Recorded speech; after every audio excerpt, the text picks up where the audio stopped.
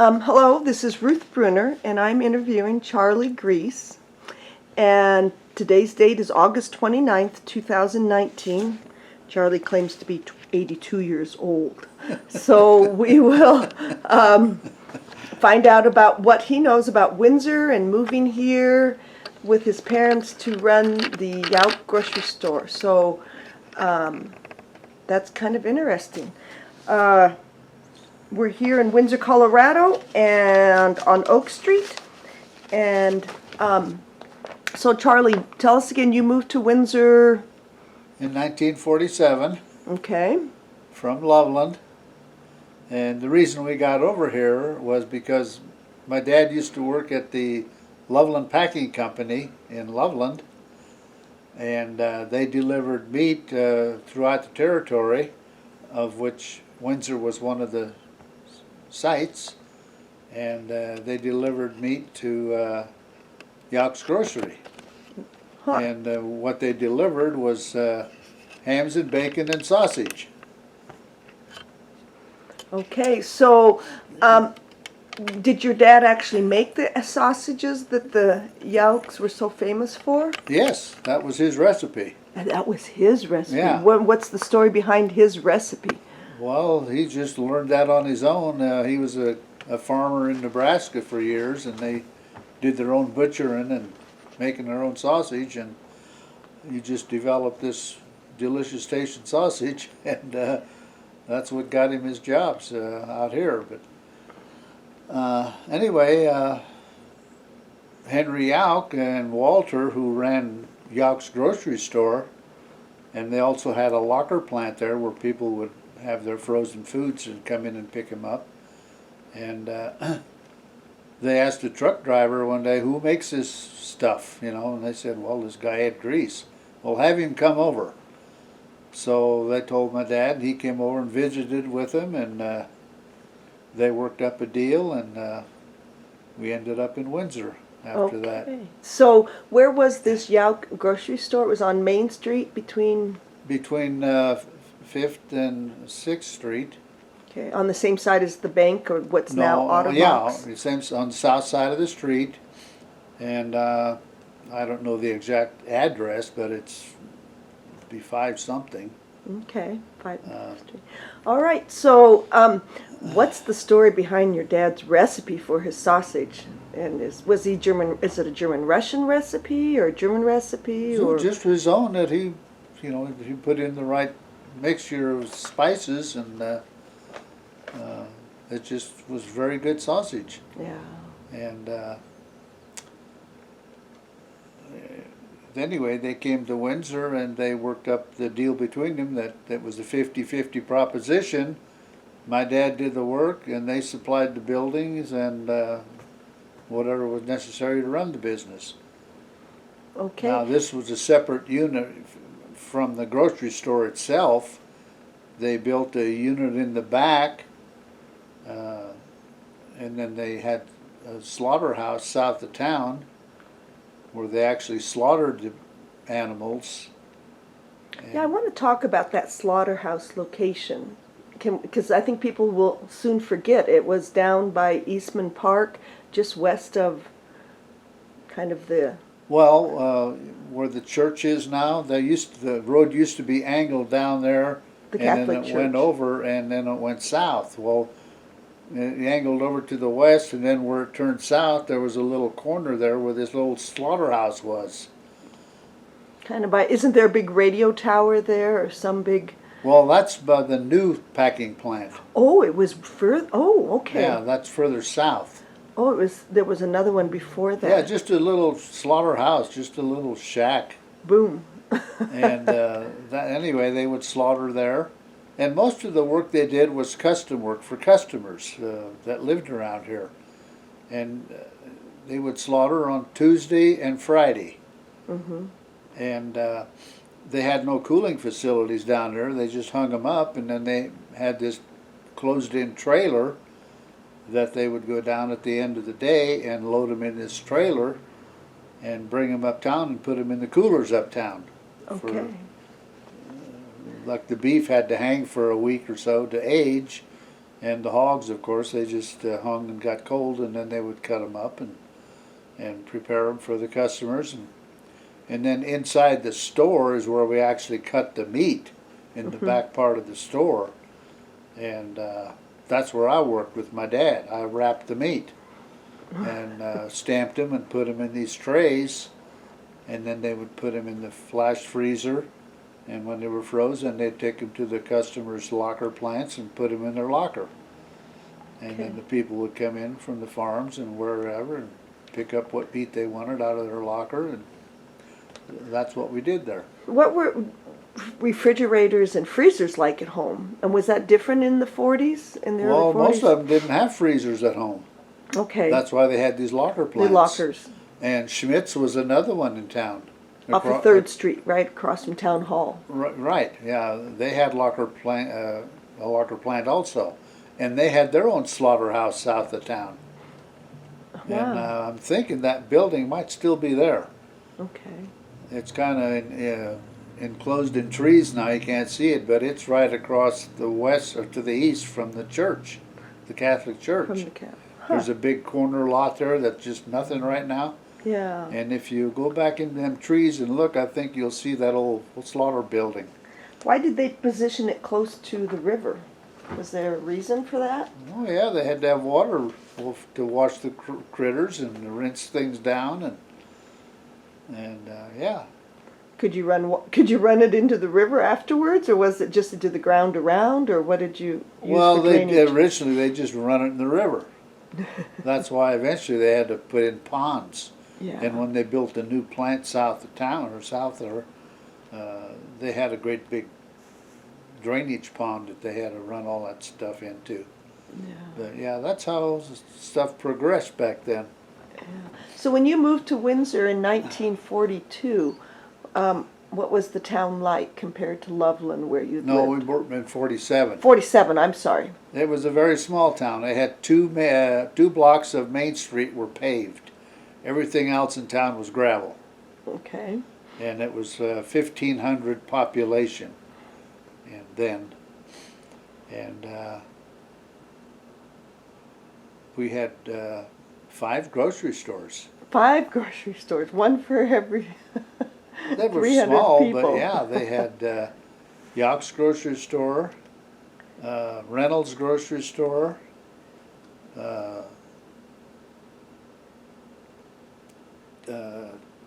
Teller's grocery store. Tom and Pat's?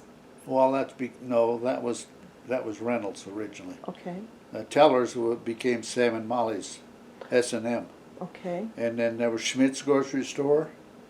And what a lot of people don't realize is up north of Main Street and east by the ditch that comes out of the Windsor Lake, there was a small grocery store there. The building is still there, and it's right just a half a block off Main Street. Huh. Was another little grocery store. So that didn't last too long. After we moved down, it finally closed up. But Okay. So, where did you live when you first moved? when we to first them? moved to Windsor, we moved in the basement of Yauk's, the old hospital On on 7th Street. 7th Street, between Main and Between Walnut, Main and Walnut, right. on the west side. And I think Mariana still lives there. Yes, it's a beautiful brick building. Yeah. What was it like inside? Well, like I say, we had the whole basement, and It was garden level. garden level, yeah. Yeah. But we came in from the back side. The front side had front steps going up to the upstairs, and the back side just had a basement entrance. And on the south end of that was the kitchen and living room and the boiler room. And on the north end was 3 bedrooms and a bathroom. Wow. So, when did that stop being a hospital? Do you remember, or did you ask Mariana? I don't know. I don't recall I'll that. have to look. You know, that was a second hospital. The second one, Yeah, the other 19 one's up here on 6th Street. yeah, 5th Street. Mm-hmm. Uh, 5th, yeah. 5th, between. 5th Street, yes. yeah. So, so what did you do for entertainment, or to keep you out of trouble, I guess you'd say? Well, I was pretty young then, and working with my dad for a couple of years. And entertainment, we just buddied around and things we did, walked to town. You couldn't drive yet, of course, but then anyway, then we moved into this home in 1949. Okay, so you've been in the family for that long. Uh-huh. Wow. And I had an older sister. Mm-hmm. She was 2 years older, and shortly after moving here in 49, that was earlier in the year, it must have been January, February, moved here. And then she contracted polio in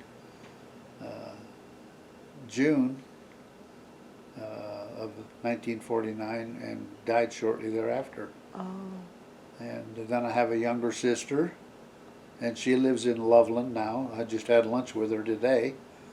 And I have a younger brother who lives in Greeley. So how did they try to treat your sister for polio in 49? Well, What it was did so they do? new then. They usually it's ended up in the back, and they took spinal taps to find out what it was. And when they took her spinal tap, it showed negative. Because what she had, they called it the bulbar type, and it went up the spine and hit the brain. So she was only sick a week. Okay. But they had her in an iron lung for a few days before she passed. But that was quite devastating. Yeah. And like I say, we had just moved into this home here, and I was kind of torn up. And Yeah. But anyway, and that's her on the wall up there. Well, we'll get a picture. Should we get a picture now so we Okay. don't forget? And Okay. she's in the upper left. Her name was Phyllis. Mm-hmm. And my sister Marilyn is below her, and that's me on the right side, and my younger brother Dick below, and that's my parents, Ed and Rachel. Okay. Edwin was his name. Edwin. And don't you have some people named Ed in your family, or? My middle name is Edwin. That's what I yeah. heard it. Yeah, named after that. Yeah.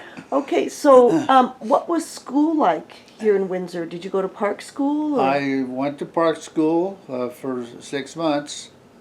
That year we moved in December, I think, when we first came over here, and I was in the 6th grade. So then after the 6th grade's over, then I started going to junior high school, the 7th grade. The 7th grade. Which eventually became middle school, and then the high school used to be right next to it. And back then they were two separate buildings, and they were identical buildings, the high school and the junior high. Did you have the gym between them Well, that's what they built while you were there? I was there, yeah. I think in the Okay. 10th grade they finally, and when I was in the 10th grade, they built that in the early 50s. So what did you do for a gymnasium? Well, they before had the that? old gym down in the basement of the high school. The pit. This The nicknamed. pit, yeah, This right. nicknamed the pit. Yeah. Okay, yeah.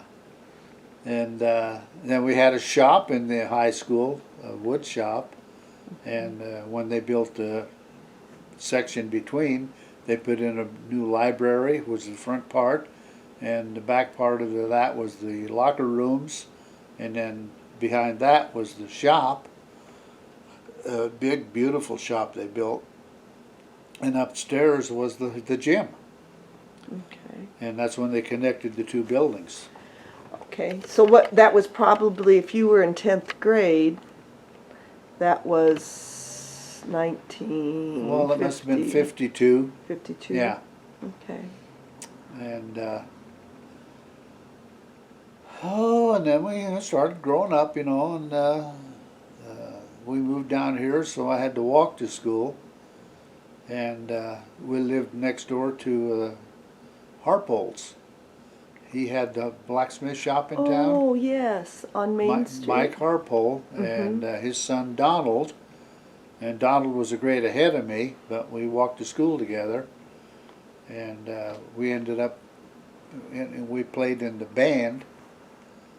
And we eventually started a dance band. Oh, what was your favorite song, or what was the most requested Well, our theme song? song was Blue Moon. Oh. Can you sing that for us? No. No, I can't. I played the drums. You played the drums, so you didn't have to sing. Anyway, and there were 6 of us in the band, and it started out with Alan Shell was a piano player from Greeley, but then he got drafted into the Army, so Lois Cullison took over the piano playing in my class. Uh-huh. But in the 3 older ones was Marvin Weber, and he played the accordion and the saxophone. Don Harpole played the trombone, and he was my next door neighbor. Gail Showerman Oh, played the saxophone. and he went on to be a choir teacher. Gail? Gail? That Okay. Gail? Yeah. And then Lois played the piano. Gordon Strebe played the trumpet. Well, you had a big band. So where did you play most of your gigs, or whatever you call them? Oh, we played at the Grange Halls in various towns, and we played at the Moose Clubs in Fort Collins and Loveland, and we played for the Homecoming in Windsor for 2 years And where did you hold that dance? in the new gym. In the new gym? Yeah, Okay. that was where we had Homecoming there, and that was a fun thing to do. Yeah. So did they pay you, or did you just were glad to have a gig? Well, for or- the Homecoming, that was gratis, but Yes. we did get paid for the other gigs, and we got $6 a piece for the night. And were you old enough? What age were you at that time? Well, by now I'm in junior high school, and I got a car. I was one of the earliest ones in my class to get a car, and as a junior. And then, of course, 3 of them were seniors, so we had it for 2 years. Okay. And then when the seniors graduated, then it kind of fell apart. So do you get out and play music of any kind now, or? No. No. That was the end of my musical career. Okay. Well- And anyway, then I went to work for the lumberyard, Boise Payette Lumberyard. Where was that at? That's where the radio station is Yes, now. That's the one, and it came in '69 or when Kodak came, or when did it open? Oh no, that was in the 50s. Oh, it was. 'Cause, It wasn't because of Kodak. I was, Okay. like I said, I was a junior high school then, when I got that job. High school, junior high school. High school. Oh. Well, I worked with my dad a couple of years. Oh, and then my next job was at the lumberyard, yeah. 'Cause I still wasn't driving then. And I worked there for, I guess, about a year. And I'm not sweeping the sidewalk one Saturday morning, and Ed Griess from the Gamble store stopped and asked me to come to work for him. And I said, well, I already got a job here. He says, well, what's your hours? I says, well, I get out of school at 4 and I work till 5 because they closed at 5. And then Saturday morning. He says, well, I'm open till 6, so after you're done here, come down and work for me till 6, and I'm open Saturday afternoon. So I had them 2 jobs for about 6 months. Wow. And which was sometimes kind of stressful, but eventually I left the lumberyard and went to work full-time for Eddie Griess at the Gamble store. And my job there was fixing or putting bicycles together and furniture. He was in the furniture business, and that's when television hit the area, so we got involved in putting up TV antennas on all the homes that people bought televisions, and that was quite an experience. Do you Climbing still up- know how to put a TV antenna up, Oh yeah. or I do you could use still cable? do Or you that. use cable or TV antennas? There was antennas. Yeah. You had to get up on the roof and physically mount the antenna, and then run the wire down from the antenna down into the house to hook up the TV. How much were you paid an hour to do that? 75 cents an hour. 75 cents an hour. Uh-huh. And what could you buy with 75 cents an hour? Well, at Or- that time, like gasoline was like 18 cents a gallon. You could go to the movie for a quarter, I think. And it was just nice living. The 50s were the best times of our lives, as far as I'm concerned. So, thinking about the 50s, what was notorious about the 50s, or what was, set the 50s aside as the best decade for you? Oh, that's when the hot rods started hitting the streets. People would convert some of the old cars to hot rods, and I don't know. It was just they had drive-in movies that we went to all the time. Drive-in restaurants, the big boys and whatever they had back then was JB's was open then, still open today In Greeley. Yeah. So then, how about your family religious upbringing? Well, we belonged to the Lutheran Church up here, Okay. Bethel Lutheran, and that's where eventually got married. Of course, before I got married, after high school, I had to get a more full-time job. Campbell's was kind of a part-time thing. So I got a job in Loveland at a junkyard, tearing parts out of cars and getting them ready for resale. And then I got a job my dad got me a job with a refrigeration company in Greeley. And I really enjoyed that job. It was commercial refrigeration, walk-in coolers with flower shops and the big coolers in stores. But he had me built a open cased freezer out of an old Coca-Cola pop machine. The old ones that they'd put ice in, you lifted the lid and pulled your bottle out. And he had me build an open case freezer out of that. And took it all apart, and the inner tank, I soldered all the tubing to the outside of this tank that would turn into be the freezer compartments. And then I had to rebuild a compressor from scratch, tore it all apart and repaired it.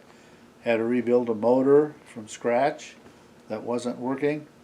And I got all that done and together, and got the whole unit together, and it worked. And it worked.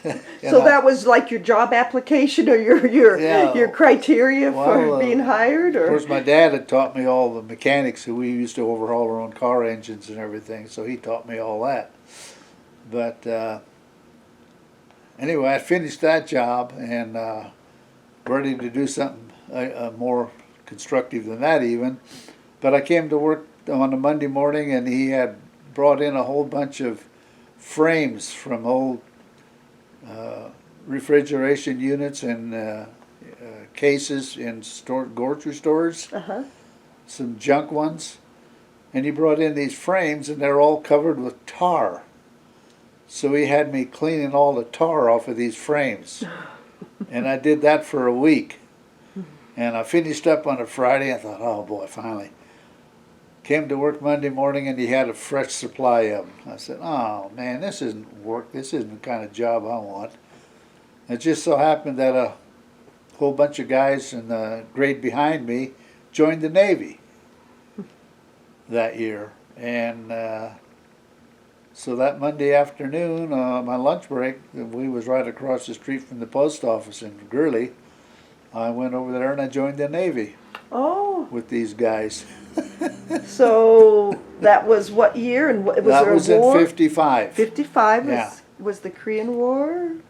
No, that was between wars. Between the Korean wars. Wars was early in the 52s. Yeah. So that was over with.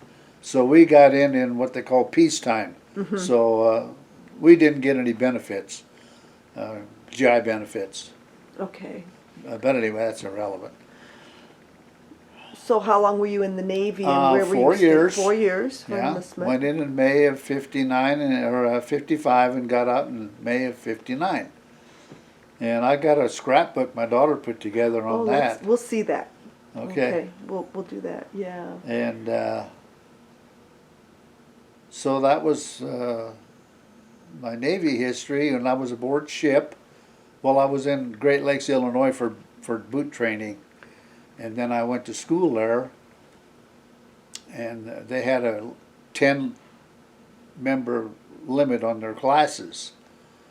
And when I got ready for class, we had like 12 people, so they had to hold somebody over. And I was having a ball. I said, well, I'll wait till the next class, and they started one every 6 weeks. Well, by the time 6 weeks was up, they had like 15 or 16 people waiting. So I volunteered to lay over for the next class. Well, it just kept getting bigger and bigger, so they finally started a night class. So I volunteered for the night class. What were some of the things you studied or learned in the military, in the Navy, or did any of the skills you had as a very Well, yeah, I was very mechanical, and early one? at that time electronics was just hitting the scene, and I did apply for that, but it was full. So they gave me my second choice, which was mechanical. So I ended up in what they call instrument man school. And what we did in instrument man was we worked on typewriters, mimeographs, clocks, tachometers, gauges, pressure and vacuum gauges. Wow. And that was a 16-week course. And when I was finished with that, finally, well, then I got transferred to a repair ship out of San Diego, and it was called the AR-7. It was a big ship, had about 750 people aboard. Wow. And we had shops all over this ship. I mean, we could do everything except make rubber tires. We had our own foundry, pattern shops, glass shops, steel shops, workshop. They had all kinds of shops. Why did they need so many, or just Well, we repaired all the equipment from other ships. Okay, that's the type of ship you Yeah, had. that's why it was a repair ship. So did you travel out to the ships in need, or did they come They into came port? to us. They came to you in Yeah. San Diego, or? Well, we were tied up at the pier. There was 3 sister ships, and we rotated between Japan and the United States. So we was in the States for a year and overseas for 6 months. Well, 3 ships, we'd come into the port and tie up to the pier, and they would move what they called the flag. The guy that was in charge of the whole Pacific region would come aboard our ship. Wow. And then for 6 months we'd sit there, and then we'd move out into the harbor for 6 months when the other ship came in from overseas, and they would tie up to the pier. And then when that year was over, then we went overseas, and then the 3rd ship would come back.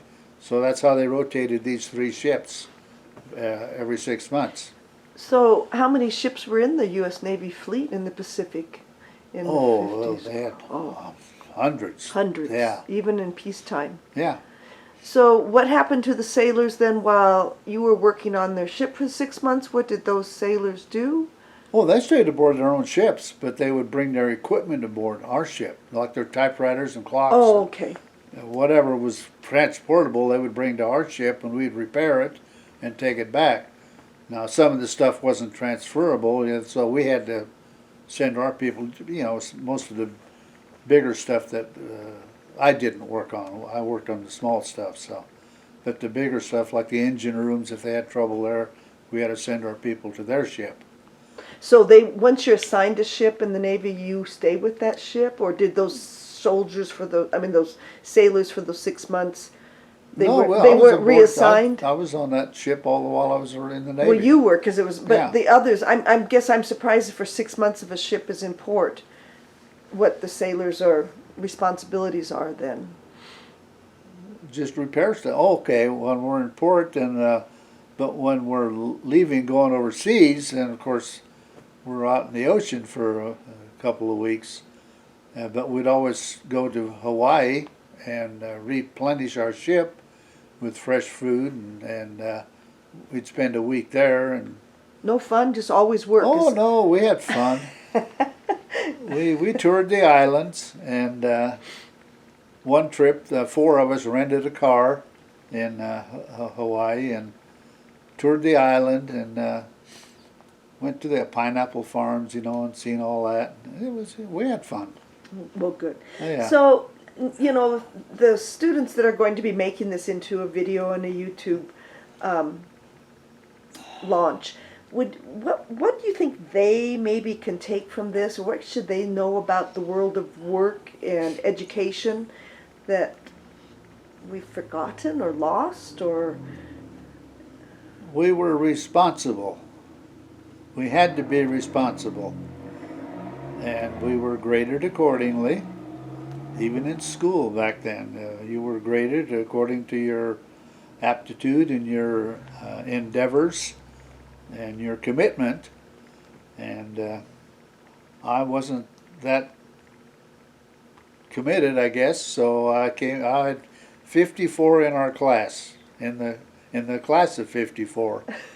And I came out number 26 in the class standings. So I was right in the middle. What year did you graduate? 54. 54, that's yeah, what I in fact, thought. we're having our 65th reunion this Saturday. Okay, Yeah. all right. So I think education, you know, the parents and you know, there was a lot of trade that was learned handed down from your father, or was there trade that was taught by some of the people that you worked with at Gamble's or at the refrigeration place, or where would you say was your greatest source of learning and education Well, in actually, your life? from my dad, he taught me how to fix things and how to build things, because I worked with him for a number of years. And then, of course, when I went to work for the lumber yard, we had to cut lumber sometimes, you know, and for customers, and so I learned a little bit of that. When I worked for Gamble's, I had to fix bicycles and put bicycles together, and put furniture together when it came in pieces, you know, put the legs on and stuff like that. And then, like I say, we got involved in TV antennas, putting them on the roofs. That was How quite much an did a experience. TV cost back then? Oh, back then, boy, I'm guessing maybe $70 or $80. Really? Some of them were more expensive, you know. Oh yeah, they had big, beautiful consoles you could pay a few $100s for. Yeah. But they had the little portables, you know, and sit on a TV stand. So, now, so we talked briefly about your wife and your religion. Is there anything about that, or your kids or family that you want to tell us about? Well, when I got out of the service, I was starting to tell you that when I was in the service yet, two of the guys that came aboard my ship were drafted. The Navy didn't draft too often, but at that point they was kind of running out of people, so they had to draft a few. Well, two of these guys worked for the NCR Corporation before they were drafted. And so we worked in the same shops